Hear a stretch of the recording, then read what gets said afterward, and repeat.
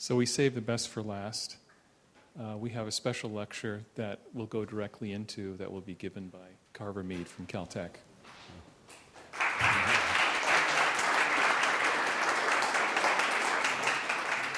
After this, we'll just go directly around the corner to dinner, and if you want to ask Carver questions, you can meet him at the dinner, okay? So there's plenty of room at the bottom. And we've talked a lot about the obvious bottom, and that is you can keep making things smaller and smaller. But Feynman had many meanings when he said that phrase. And Feynman was always trying to get to the bottom of things, to understand things at the very most fundamental level. If you think about our explosion of knowledge, we've heard a fair bit about that in the last couple of days. Our knowledge, the database we've heard is exploding at exponentially with about a 1-year e-folding time. Our knowledge base isn't expanding that fast, but it's expanding rapidly as witnessed by this conference today. So pick a number.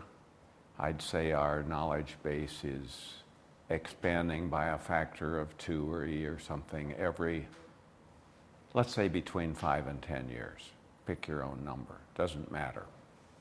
The point is that number of years is short compared with the working lifetime of any student that we're going to train.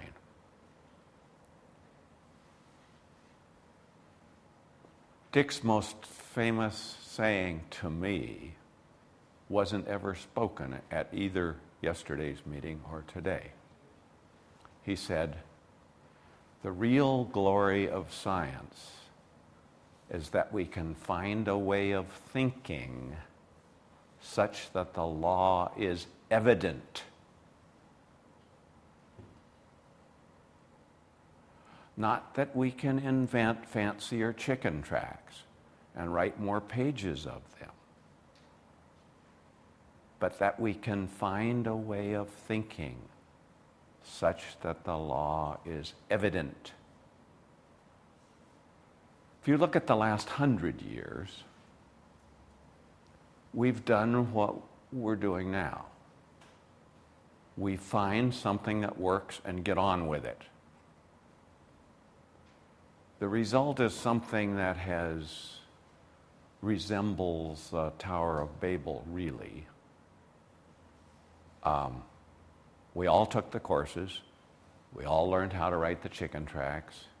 We all went off into our specialty field and struggled and worked and tried to figure it out and finally found a way of thinking that worked for us in our specialty. And someone else down the hall had to do the same thing. That was true for electromagnetism. If you look at the way we teach students to do electromagnetism, you do this problem this way, you do that problem that way, you do another problem another way. If you look at quantum mechanics, we have some beautiful mathematics, and we have no coherent way of saying which chicken track goes with which thing that we're working on in the lab. So we all had to struggle through it and figure out our own way of seeing it so that it was evident to us. And if we're lucky, we pass that on to some of our students. And if we're really lucky, they pass that on to some of their students. But it's a very slow process.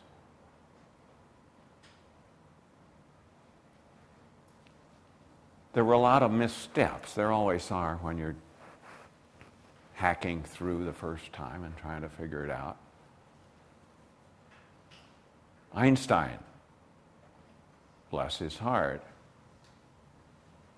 invented the quantized electromagnetic field. Bad idea. He later regretted it deeply. Bohr and Heisenberg hacked their way through, gave us some mathematics. Dirac kind of tidied that up a little bit. Still have the mathematics. The words we say and the correspondences we make between that mathematics and the physical entities that we've been hearing about has changed a lot. The way we teach that discipline to our students hasn't changed much at all.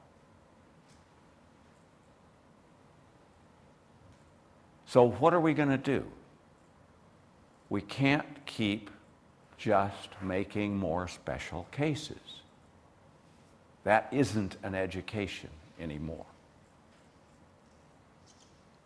So at some point, we actually have to spend some time finding a way of thinking such that the law is evident. Well, that's a problem. None of the agencies will pay you to do that.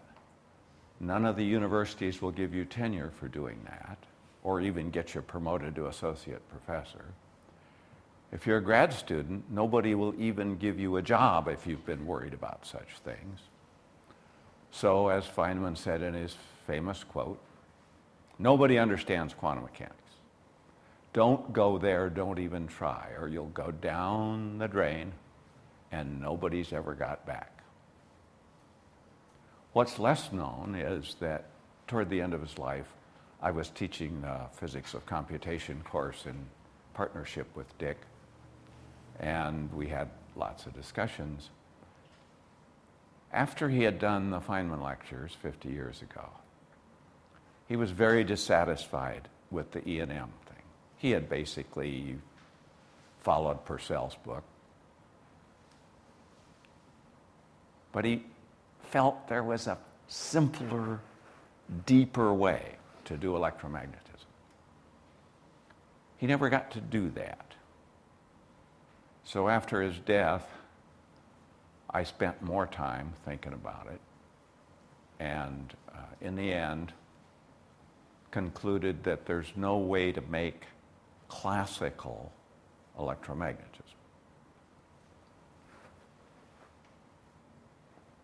That if you take Einstein's statement seriously, another Einstein statement, he said the electrons and the fields aren't separate things. They're two ways of looking at the same reality. And the theory ought to recognize that in the beginning instead of doing things twice. And I thought a lot about, down through the years, about what that meant. How could you do that? I mean, we learn how to build transformers and motors and transistors and all the electromagnetic stuff. And we make antennas, we do all of those things. How are we going to see it so that we can either look at it as what the electrons are doing, or we look at it as what the fields are doing, but not both, or not both at the same time? It's interesting. Feynman and Wheeler, early in Feynman's career, worked on the problem of the radiation resistance. You move a charge around, it doesn't just have inertia, it has damping. So it's losing energy. Well, of course it loses energy because you couple it into the modes in free space. Wait a minute. Einstein just said,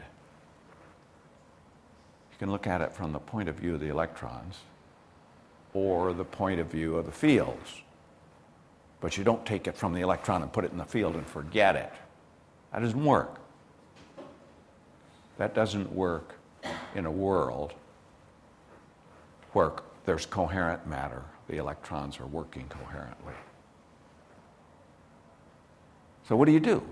Well, what Wheeler and Feynman did is went back to another thing that Einstein had said in his argument with Ritz about electromagnetic radiation. Ritz had said, there's inherent directionality in electromagnetic radiation.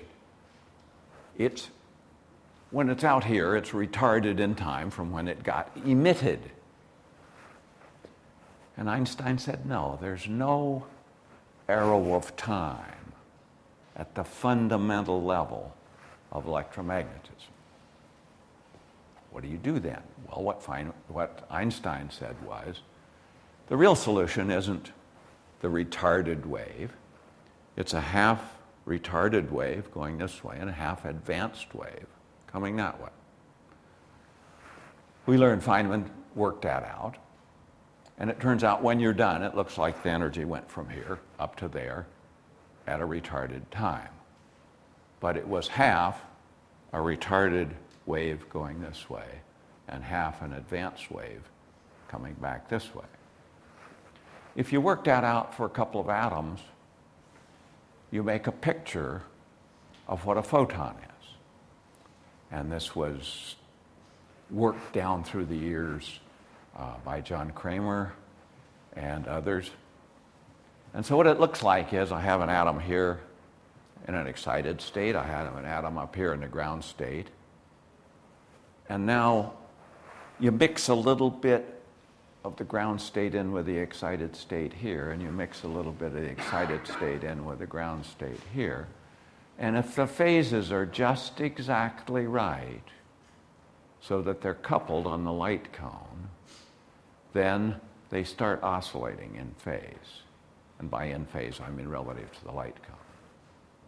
As that happens, you get an energy transfer that completes. And in the end, this atom up here got the energy, and this atom has lost it. So the photon isn't some little bullet that you send off into space carrying energy. The photon is a transaction between two atoms, a coherent transaction. So where's the statistics come from? Well, there's no statistics in the radiation field. The statistics come from the fact that it's just incredibly difficult and unlikely to get two atoms that have just the right perturbation and they're in phase. And when you do, it completes that transaction. And that's what gives the directionality to the photon. And that's where the statistics come from, because you don't have control of the phase. So you can work all that out, which I did in my little green book, and it's very interesting because you can work out all the standard electromagnetic stuff. And interestingly enough, it's much easier to do using coherent matter as coupled electromagnetically. It's easier to do motors. It's easier to do resonant cavities. It's easier to do waveguide. It's easier to do fiber optics. It's easier to do lasers. All of the things we use all day, every day. So that's interesting. It means that by going closer to the bottom, looking at coherent matter and looking at electromagnetism as the coupling of coherent matter, you get all the usual stuff of electromagnetism. But you have quantized flux. You have all the coherent phenomena also. And it's the same mechanism. So that feels to me like a way of thinking such that the law is much more evident. All of us who do this kind of thing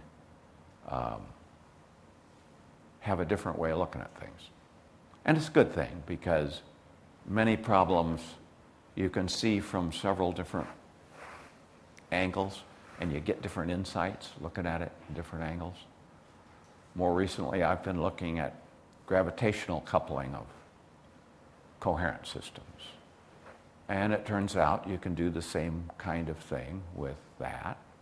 And when you do, you get some sort of surprising results. You get the right answer for the gravity probe B experiment. You get the precession of the perihelion of Mercury, the right number, you get the right deflection of light by massive bodies with the right factor of 2 in it, and so forth. All the things that were thought to be unique to general relativity. And you have it in the same coordinate system, in the same intellectual frame as you have electromagnetism. So, to me, that's a way of thinking such that the law is much more evident. Thanks.